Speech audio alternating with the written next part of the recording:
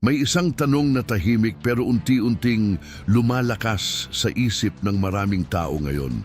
Paano kung ang mga nangyayari ngayon ay hindi na simpleng tension lang? Paano kung hindi na ito isolated conflict?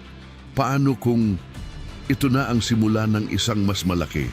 Isang digmaan na hindi lang regional, kundi global, World War III. Alam mo, dati parang malabo lang to, parang pelikula lang.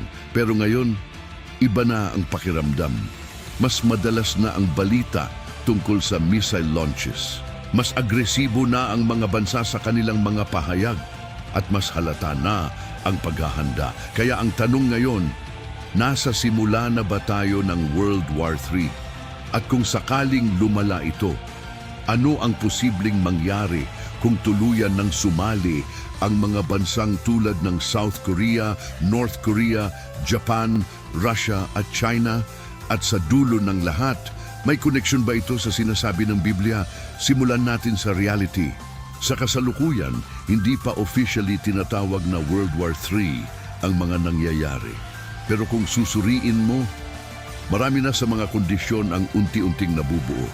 May mga proxy wars, may mga alliances, may mga bansa na hindi direktang naglalaban pero sumusuporta sa magkabilang panig. At dito nagsisimula ang isang global conflict, hindi biglaan kundi paunti-unti. Ngayon, tingnan natin ang posibleng role ng bawat bansa. Hindi ito haka-haka lang, kundi base sa kanilang kasalukuyang galaw, history at geopolitics. South Korea. Sa ngayon, ang South Korea ay isa sa mga pinaka-advanced na bansa sa Asia pagdating sa military. Malakas ang alliance nila sa United States. At kung sakaling hindi na maiwasan ang conflict, malaki ang posibilidad na sumama sila sa US-led coalition. Pero ito ang catch, hindi lang external threat ang iniisip nila. Kasi sa hilaga, andyan ang North Korea, isa sa pinaka-unpredictable na bansa sa mundo. May nuclear weapons, may aggressive leadership, at may history ng biglaang escalation. Kung magkaroon ng global war, malaki ang posibilidad na gamitin nila ang pagkakataon para umatake sa South Korea. At kapag nangyari iyon, automatic na madadamay ang United States. At kapag nadamay ang US, lalawak ang giyera.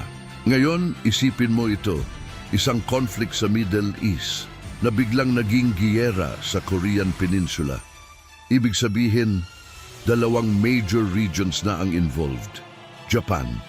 Ang Japan, kahit historically, ay may pacifist constitution. Unti-unti nang nagbabago ang stance nila, nag-i-increase na sila ng military budget, nagpapalakas ng defense system, at mas active na sa regional security.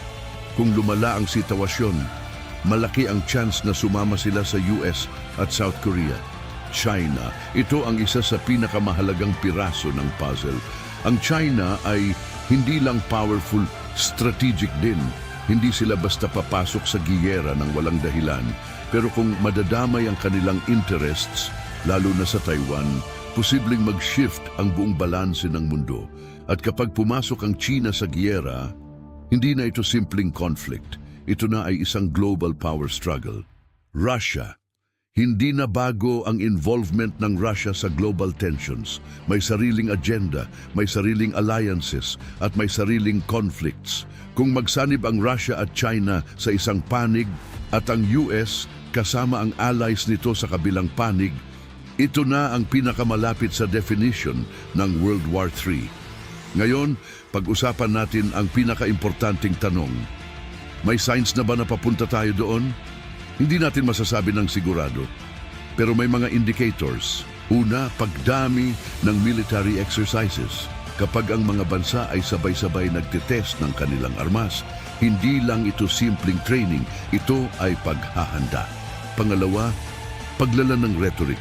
Kapag ang mga leader ay nagsisimula ng magsalita ng agresibo, nagiging emotional ang statements at nawawala ang diplomacy, iyan ay warning sign. Pangatlo, pagkakaroon ng alliances. Kapag ang mga bansa ay pumipili na ng side at lumilinaw ang hati, iyan ang simula ng global alignment. At pang-apat, economic tension, trade wars, sanctions, resource control. Kasi hindi lang baril ang ginagamit sa giyera. Minsan, ekonomiya.